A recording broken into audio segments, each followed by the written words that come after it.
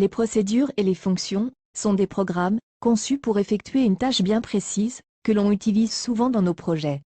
Alors, pour ne pas avoir à répéter souvent un bloc d'instructions et avoir un algorithme volumineux, on fabrique au préalable nos fonctions et procédures et on les appelle dans notre algorithme au besoin. Un programme s'exécute, instruction 1, puis instruction 2, jusqu'à une instruction I.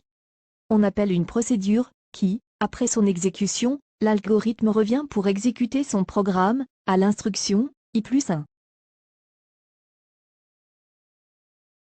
Une procédure est un bloc d'instructions destiné à réaliser une tâche bien précise. Comme faire un calcul, envoyer un message, comparer deux nombres, etc. Un petit algorithme, qu'on appelle, au besoin, pourra ne pas répéter à chaque fois un ensemble d'instructions qu'on utilise souvent dans un algorithme. Voici un exemple.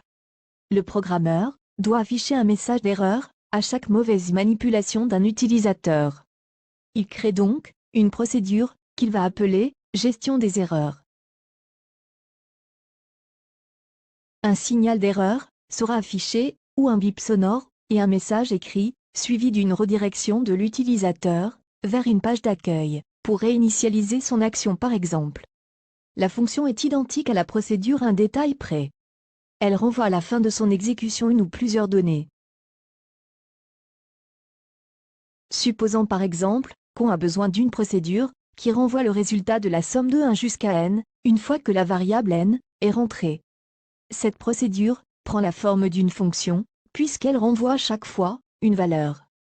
À titre d'exercice, proposez 3 algorithmes de construction de la fonction somme, en utilisant les 3 boucles, tant que, répéter jusqu'à, et la boucle pour.